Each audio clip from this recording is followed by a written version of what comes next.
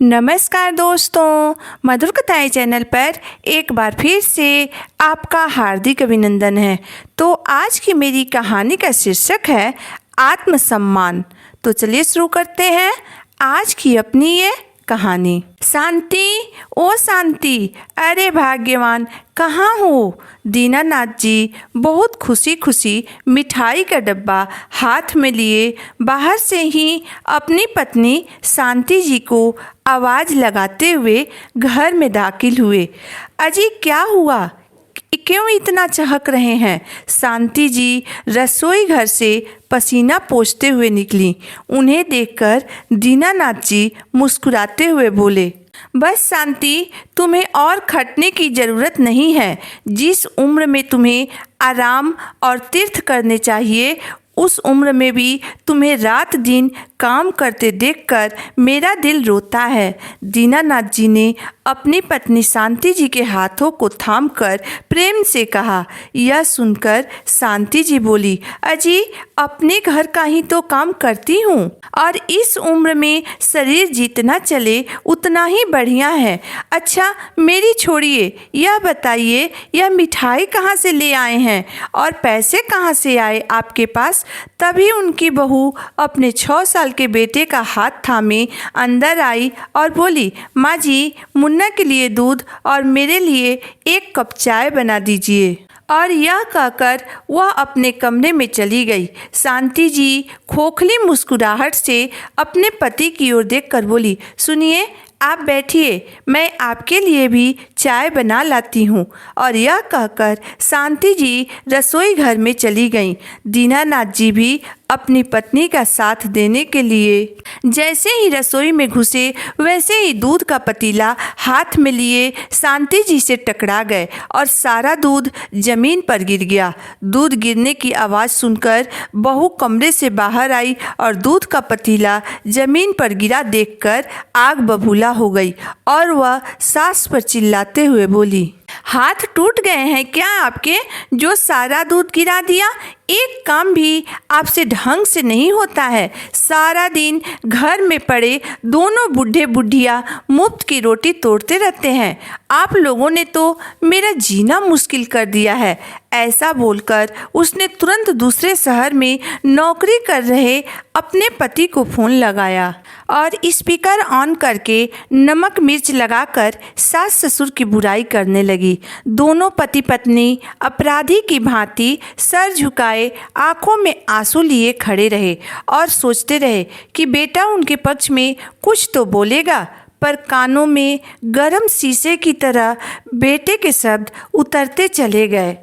वह जोर से चिल्लाते हुए बोला, क्या माँ, यह बेचारी इतना काम करती है, मेरी गैर मौजूदगी में भी पूरा घर संभालती है और आप दोनों की सेवा करती है, और आपको 1 कप चाय न बनानी पड़ जाए उसके लिए आप दूध ही गिरा देती हो।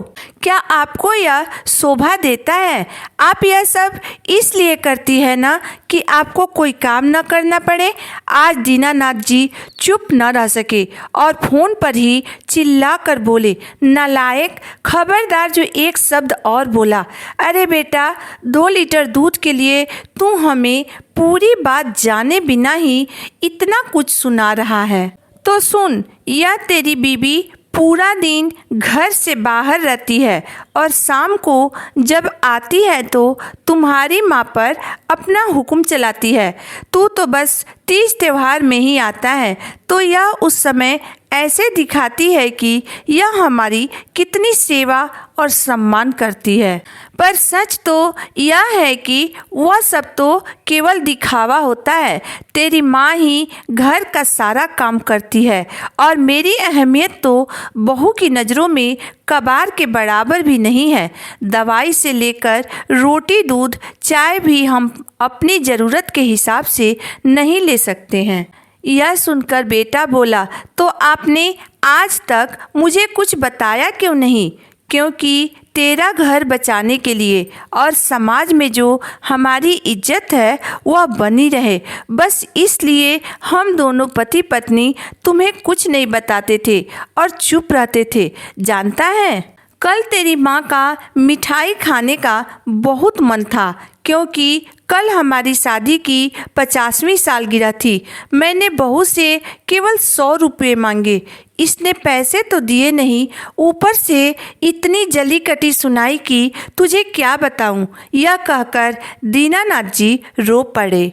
बहू भी अपनी करतूतों का भांडाफोड़ होते देखकर मगरमच्छ के आंसू बहाने लगी। यह सच नहीं है, बेटे ने कहा। पिताजी, मैं 2 दिन बाद ही आता हूँ, फिर बैठकर बात करेंगे। उसकी ज़रूरत नहीं है। मैंने आज अपने लिए एक डॉक्टर के बंगले में गार्ड की नौकरी ढूंढ ली है और रहने को कमरा भी वहीं मिल गया है, और वहीं से मिले एडवांस पैसों से आज मैं तेरी माँ के लिए मिठाई लाया हूँ। मेरा शरीर बूढ़ा है परंतु हौसला बुलंद है। मैं अभी भी काम कर सकता हूँ और अपनी पत्नी का खर्चा उठा सकता हूँ, परंतु अब हम दोनों अपने आत्मसम्मान से और समझौता नहीं कर सकते हैं। बेटा फोन पर निशब्द हो चुका था। उसके पास बोलने के लिए कोई शब्द नहीं बचा था और बहू मन ही मन सोच रही थी कि अब घर का काम कौन करेगा। इधर जीवन संध्या बेला में यह स्वाभिमानी जोड़ा निकल चुका था अपना दूसरा आशियाना बसाने। दोस्तों, कभी भी अपने आत्मसम्मान से समझौता मत करिए। आत्मसम्मान के बिना इंसान जिंदा होकर भी जिंदा नहीं रहता है। इस कहानी को लेकर आपकी राय क्या है, आप मुझे ज़रूर बताइएगा।